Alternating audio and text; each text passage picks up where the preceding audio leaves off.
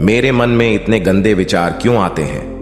मैं नहीं चाहता कि मेरे मन में गंदे विचार आए, पर मेरे मन में हमेशा काम वासना के विचार चलते रहते हैं और मैं इनके बारे में सोच सोचकर बहुत परेशान हूं। मेरी ऊर्जा और समय यह सब सोचने में ही नष्ट हो जाती है और इन सब के विचारों की वजह से मैं कभी भी शांत नहीं रह पाता और मैं हमेशा ही स्त्रियों को देखकर मोहित हो जाता हूं। इन विचारों को अपने आप को रोक ही नहीं पाता। बुद्ध मुस्कुराए और उन्होंने उस युवक से पूछा, क्या तुम्हें पता है यह काम वासना होती क्या है? फिर लड़के ने उत्तर दिया और कहा, बुद्ध मैं यह तो नहीं जानता कि काम वासना होती क्या है, पर हां यह जो भी है बहुत बुरी चीज है। फिर बुद्ध ने उस युवक से कहा कि सबसे पहले तो तुम्हें यह समझना है कि प्राकृतिक रूप से जो भी चीज हमारे अंदर है वह बुरी नहीं है। हमारे जीवन में उसकी कुछ ना कुछ जरूरत है। वासना कोई बुरी बात नहीं है। यह तो हमारे मन की एक भावना है जो हमें किसी ना किसी चीज की कमी का एहसास करवाती है और फिर हम उस चीज को पाने के लिए उस चीज की तरफ आकर्षित हो जाते हैं। जैसे अगर तुम्हारे पास धन की कमी है तो तुम में धन पाने की वासना उत्पन्न हो जाएगी। तो वासना कुछ और नहीं, बस एक प्रकार की कमी है जो कि एक प्रकार की जरूरत का एहसास है, और जब यह जरूरत शारीरिक हो तो हम इसे काम वासना का नाम देते हैं। युवक ने गौतम बुद्ध को कहा कि बुद्ध, मुझे काम वासना का मतलब तो समझ में आ गया, पर आप मुझे यह बताइए कि यह आती कहां से है और कैसे आती है? गौतम बुद्ध ने कहा कि काम वासना कहीं से आती नहीं है, यह तो हमारे अंदर ही होती है और इसका होना तो जरूरी भी है, तभी तो मानव जाति का विस्तार होगा। युवक ने कहा, जब यह हमारे अंदर ही है और जरूरी भी है तो फिर लोग इसे गलत क्यों बोलते हैं? बुद्ध ने कहा कि यही तो समस्या है। लोगों ने काम वासना को गलत तरीके से सोच लिया है, इसे छिपाने की दबाने की कोशिश करते हैं। काम वासना गलत नहीं है, बल्कि काम वासना का गलत तरीके से प्रयोग करना गलत बात है। लोग जिससे प्रेम करते हैं बस उसी के लिए जीने लग जाते हैं, उसे पाना ही अपना लक्ष्य बना लेते हैं और उसी के बारे में हमेशा सोचते रहते हैं, पर यह सब गलत है। बुद्ध ने युवक से कहा, क्या तुम्हें पता है जानवरों में भी काम वासना होती है? युवक ने उत्तर दिया, हाँ बुद्ध, जानवरों में भी काम वासना होती है, क्योंकि जानवर भी तो आखिर अपनी पीढ़ी को आगे बढ़ाएंगे। बुद्ध ने कहा, तो फिर हम जानवरों की काम वासना को गलत क्यों नहीं कहते? युवक ने कहा, मुझे नहीं पता महात्मा, आप ही मुझे बताइए। गौतम बुद्ध ने कहा कि जानवर अपनी काम वासना का प्रयोग आनंद प्राप्ति के लिए नहीं करते, वह तो सिर्फ संतान उत्पन्न करने के लिए ही काम वासना का उपयोग करते हैं। जानवरों को प्रकृति ने इतनी समझ नहीं दी कि वह काम वासना को अपने सुख का आधार बना सके, जबकि मनुष्य अपनी समझ के बलबूते पर प्रकृति में पाई जाने वाली प्रत्येक वस्तु को अपने सुख के लिए प्रयोग करता है। हम इंसानों ने ही काम वासना को अपने सुख का साधन बना लिया है, जबकि प्रकृति ने तो हमें अपने वंश को आगे बढ़ाने के लिए दिया था, लेकिन इंसानों ने इसे अपने जीवन का परम लक्ष्य बना रखा है और इस तरह से काम वासना का भी लगाम हो जाना गलत है। युवक ने पूछा, महात्मा जी, ये काम वासना हम पर हावी क्यों होती है? तब गौतम बुद्ध ने कहा कि सुनो, अब जो मैं तुम्हें बताऊंगा उसे तुम ध्यानपूर्वक सुनना। काम वासना का सारा खेल तुम्हें समझ आ जाएगा, तुम्हें तुम्हारे सारे सवालों का जवाब मिल जाएगा, बस तुम्हें ध्यान से सुनकर समझना है। एक बार की बात है, एक आश्रम में गुरु और उनके शिष्य रहा करते थे, जो रोजाना आश्रम के बाहर स्थित गांव में भिक्षा लेने के लिए जाते थे। उस आश्रम का एक शिष्य जिस गांव में भिक्षा लेने जाता था, उस रास्ते में एक नदी पड़ती थी। एक दिन उसने देखा कि एक लड़का पेड़ के पीछे छिपा है। वह उस लड़के के पास गया और उससे जाकर बोला, भाई तुम इस पेड़ के पीछे छिपकर क्या देख रहे हो? लड़के ने कहा, अरे तुझे नहीं दिख रहा कि मैं क्या देख रहा हूं? तब शिष्य ने नदी की तरफ देखा तो वहां पर कुछ लड़कियां पानी भर रही थीं। वो लड़कियां 14-15 साल की होंगी। तब उसने उस लड़के से कहा, अरे भाई, वहां पर तो लड़कियां पानी भर रही है, इसमें छिप कर देखने वाली क्या बात है? तब वो लड़का शिष्य की तरफ देखकर उससे कहता है, अरे पागल, तुम्हें दिखाई नहीं दे रहा कि कैसे यह परियां नदी से पानी निकाल रही है? जरा उनकी अदाओं को तो देखो, उनके कोमल शरीर को देखो, उनकी पतली कमर को देखो और उनके बाल उनकी कमर पर कैसे लहरा रहे हैं, मानो सुंदरता बिखरी पड़ी हो। शिष्य ने फिर नदी की तरफ देखा और इस बार वह इससे देखता ही चला गया। उसे किसी भी बात का कोई डर नहीं था, लेकिन अब वो छिपने लगा और उन लड़कियों को देखने लगा। और जब वो छिपकर उन लड़कियों को देख रहा था, तभी वह अचानक अंदर से कांप गया और उसने कहा कि यह मैं क्या कर रहा हूं, मैं जो कर रहा हूं वह सही नहीं है, मुझे यहां से चले जाना चाहिए। और फिर वह जल्दी से वहां से चला गया। वो आश्रम पहुंच जाता है।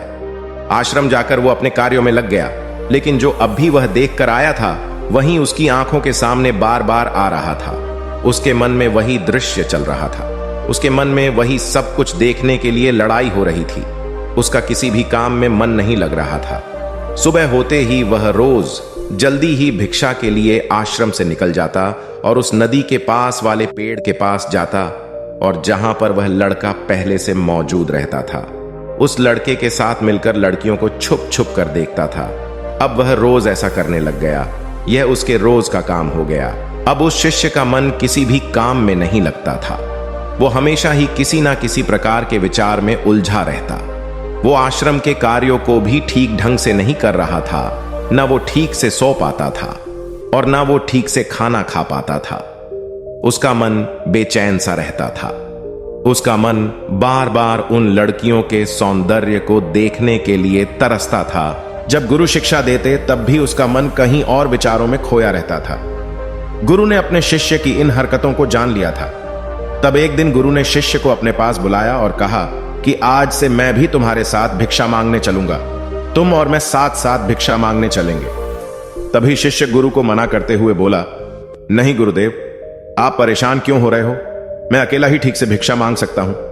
गुरु ने शिष्य से कहा कि ठीक है, तुम अकेले ही भिक्षा मांगने जाओ। शिष्य तुरंत वहां से भिक्षा मांगने के लिए निकल गया। उसके जाने के बाद गुरु भी आश्रम से निकल गए और शिष्य का पीछा करने लगे कि वो कहा जाता है, किससे मिलता है। यह सब देखने के लिए उसके पीछे पीछे चलने लगे। थोड़ी दूर जाने के बाद गुरु ने देखा कि उनका शिष्य एक लड़के के साथ एक पेड़ के पीछे अपराधी की तरह छिपा हुआ है और छिपकर कुछ देख रहा था। गुरु भी अपने शिष्य के पीछे जाकर खड़े हो गए कि आखिर उनका शिष्य क्या देख रहा है, जिसे देखने के लिए वो पेड़ के पीछे अपराधियों की तरह छिपा पड़ा है। गुरु ने देखा कि उनका शिष्य पेड़ के पीछे छुपकर लड़कियों को देख रहा था जो कि नदी से पानी भर रही थी। तभी गुरु ने शिष्य को कहा कि तुम क्या देख रहे हो? अपने गुरु की आवाज सुनकर वह शिष्य घबरा गया और उसके पसीने छूटने लगे। वह थर थर कांपने लगा, जैसे किसी चोर को चोरी करते समय रंगे हाथों पकड़ लिया हो। उसकी हालत खराब हो गई। वो कुछ भी नहीं बोल रहा था। उसके मुंह से कुछ टूटे फूटे शब्द भी बाहर निकल रहे थे। वो अपने गुरु से नजर भी नहीं मिला पा रहा था। गुरु ने शिष्य की तरफ देखा और कहा कि मेरा शिष्य तो निडर था, उसे तो किसी भी चीज का डर नहीं था, लेकिन यह क्या तुम तो डर के मारे कांप रहे हो। शिष्य ने गुरु से कहा कि मुझे माफ कर दो गुरुदेव, मेरा इसमें कोई दोष नहीं है। उस लड़के ने मुझे बहका दिया था, लेकिन आपसे मैं वादा करता हूं कि आज के बाद मैं ऐसा कभी दोबारा नहीं करूंगा। मुझे माफ कर दो गुरुदेव। गुरु ने शिष्य से कहा कि कोई बात नहीं, पर इस बात का तुम ध्यान रखना कि हम जैसी संगति करते हैं वैसा ही फल हमें प्राप्त होता है। उसके विचार हमारे अंदर प्रवेश करते हैं, इसीलिए अच्छी संगति करो जिससे तुम्हारे अंदर अच्छे विचारों का प्रवेश हो। फिर गुरु और शिष्य आश्रम लौट आए और फिर से आश्रम के कार्यों पर ध्यान देने लगे। उसने उस रास्ते को छोड़ दिया और दूसरे रास्ते से जाने लगा। वो अपने काम को ध्यान से करता, लेकिन धीरे धीरे उसके अंदर क्रोध उत्पन्न हो गया और फिर वो दूसरों पर क्रोध करने लगा और बेचैन रहने लग गया। अब वो सही समय पर भोजन भी नहीं करता था। वो भोजन भी बहुत कम खाता था। एक रात गुरु शिष्य के पास आए और उसे बोले कि अब तक तुमने कितनी बार अपना वादा तोड़ दिया। यह सुनकर शिष्य अपने गुरु के चरणों में गिर गया और रोने लगा। रोते रोते ही उसने गुरु से कहा कि गुरुदेव, मैं कई बार अपना वादा तोड़ चुका हूं, फिर वादा कर लेता हूं, लेकिन हर बार मैं वादा तोड़ देता हूं। मेरा मन मेरे नियंत्रण में है ही नहीं। मैं बहुत कोशिश करता हूं कि मैं अपने मन से सारे बुरे विचारों को निकाल डालूं, लेकिन मैं चाहकर भी ऐसा नहीं कर पा रहा हूं। फिर गुरु ने शिष्य को कहा कि चलो मेरे साथ। गुरु शिष्य को आश्रम के बगीचे में लेकर गए और शिष्य से कहा कि देखो, यहां पर कुछ नालियां बनी हुई है जिससे नदी का पानी इन पौधों तक आ रहा है और यह पानी एक निरंतर भाव से बह रहा है। क्या तुम इस पानी के बहाव को रोक सकते हो? शिष्य ने कहा कि हां गुरुदेव, मैं इस बहाव को रोक सकता हूं। फिर शिष्य ने मिट्टी उठाकर उस नाली में डाल दी। वो पानी थोड़ी देर के लिए रुक गया और फिर थोड़ी देर बाद उस मिट्टी के ऊपर से पानी बह गया। गुरु ने शिष्य से कहा, अरे ये क्या, ये तो पानी रुका ही नहीं। फिर शिष्य ने कुछ कंकड़ पत्थर उठाकर उस नाली में डाल दिए और फिर थोड़ी देर के लिए पानी रुक गया। लेकिन फिर थोड़ी देर बाद ही उन कंकड़ पत्थर के ऊपर से पानी निकल आया। फिर गुरु ने कहा कि यह क्या हुआ, पानी तो फिर से बह गया। तुम तो बोल रहे थे कि तुम इसे रोक दोगे। क्या हम किसी काम को रोकना चाहे तो क्या हम उसे रोक नहीं सकते? तब शिष्य ने कहा, कोई बात नहीं गुरुदेव, मैं इस पानी को तो आपको रोक के दिखाऊंगा। वह फिर से एक बड़ा सा पत्थर लेकर आया और उसे नाली पर डाल दिया और पानी रुक गया। तब गुरु से कहा कि देखा गुरुदेव, मैंने कहा था ना कि पानी को मैं रोक दूंगा। मैंने पानी को रोक दिखाया, आपकी बात मैंने पूरी कर दी। गुरु मुस्कुराए और बोले, अच्छा जरा ध्यान से देखो, पानी रुक गया। क्या वो तो पीछे की नाली तोड़कर बाहर आ गया और अगल बगल से बह रहा है, और ध्यान से देखो इस पत्थर को आगे भी आ गया और ये पानी अपना रास्ता बदलकर फिर से आगे की तरफ बह जाएगा। और फिर थोड़ी देर बाद ऐसा ही हुआ। फिर गुरु ने शिष्य को समझाया कि तुम्हारे साथ भी तो ऐसा ही चल रहा है। तुम बार बार प्रयास कर रहे हो, बड़े से बड़ा प्रयास कर रहे हो, पर हर बार तुम्हारा प्रयास टूट रहा है और यह हमेशा टूटता ही रहेगा। तुम कितना भी बड़ा पत्थर रख लो, लेकिन पानी तो अपना रास्ता बना ही लेगा। यह सब देखकर गुरु से कहा कि हे गुरुदेव, क्या कोई तरीका नहीं है जिससे मैं गंदे विचारों से बाहर निकल सकूं और यह मेरे मन में आए ही नहीं? गुरु शिष्य को एक नदी के पास ले गए जहां से उस बगीचे में पानी आ रहा था। गुरु ने शिष्य से कहा, वो पानी इसी नदी से जा रहा है। अगर हम यहीं से उस रास्ते को बंद कर दें जहां से पानी बगीचे में जा रहा है, अब क्या हम पानी को रोक नहीं सकते? शिष्य ने कहा कि हां गुरुदेव, अवश्य ऐसा हो सकता है। मैं इस पानी को यहीं से बंद कर देता हूं, तब आगे की नाली में पानी जाएगा ही नहीं और फिर बगीचे में पानी जाएगा ही नहीं। फिर से नदी से जाने वाले रास्ते को बहुत मेहनत करके पत्थर और मिट्टी डाल डालकर बंद कर दिया और गुरु से कहा कि गुरुदेव, मैंने पानी को बंद कर दिया है, अब यह पानी बगीचे में जाएगा ही नहीं। तब गुरु ने कहा कि अगर पानी बगीचे में नहीं जाएगा तो पेड़ पौधों को पानी कहां से मिलेगा? उन पेड़ पौधों को तो पानी की आवश्यकता है, और उन पेड़ पौधों में कुछ पेड़ पौधे तो ऐसे हैं जिनको रोज पानी की आवश्यकता है। वह तो मुरझाकर मर ही जाएंगे, उनका क्या होगा? पानी तो हमें खोलना ही होगा। शिष्य ने गुरु की बात सुनकर वापस नदी से जाने वाले पानी का रास्ता खोल दिया। तब गुरु ने शिष्य से पूछा कि अगर हम इस नदी के पूरे पानी को बगीचे की तरफ मोड़ दे तो क्या होगा? तब शिष्य ने जवाब दिया कि गुरुदेव, वहां पर जितने भी पेड़ पौधे हैं वो गलकर नष्ट हो जाएंगे, वहां पर कुछ नहीं बचेगा।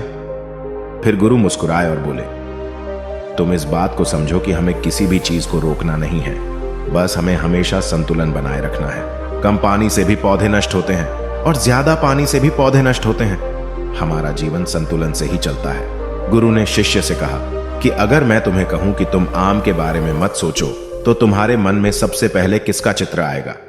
शिष्य ने कहा कि गुरुदेव, मेरे मन में तो पहला चित्र आम का ही आएगा।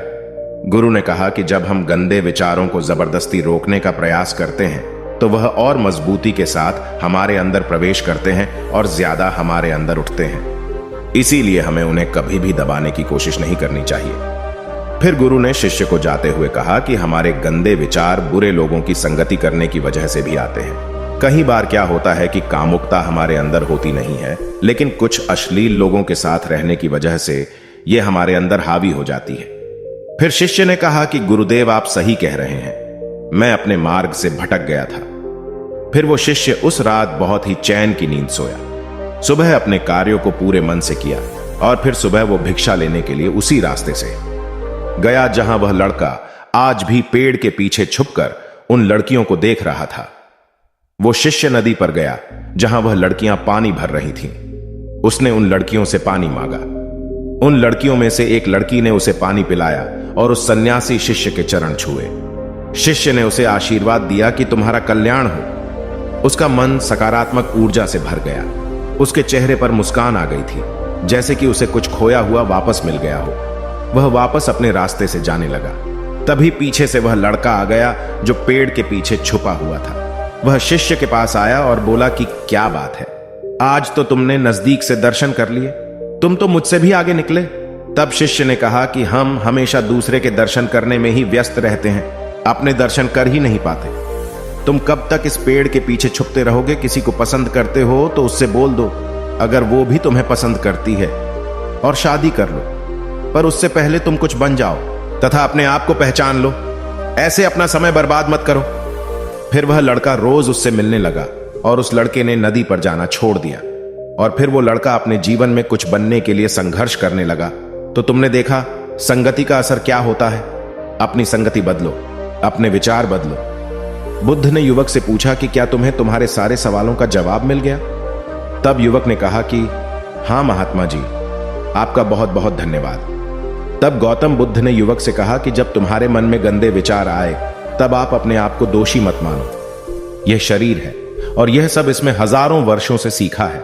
यह केवल तुम्हारे सोच लेने से, शपथ लेने से यह टूटने वाला नहीं है, लेकिन तुम्हारे पास वो शक्ति है और वो ऊर्जा है जिसका तुम्हें संतुलन बनाए रखने के लिए उपयोग करना है। तुम एक जीवित ऊर्जा हो जो कुछ भी अनुभव करने के लिए स्वतंत्र हो, जो कुछ निर्माण करने के लिए स्वतंत्र हैं। इसीलिए तुम अपने आप को पहचानो। दोस्तों, आपको यह कहानी कैसी लगी हमें कमेंट करके जरूर बताना और ऐसी ही और कहानियों के लिए सब्सक्राइब का बटन जरूर से दबा देना।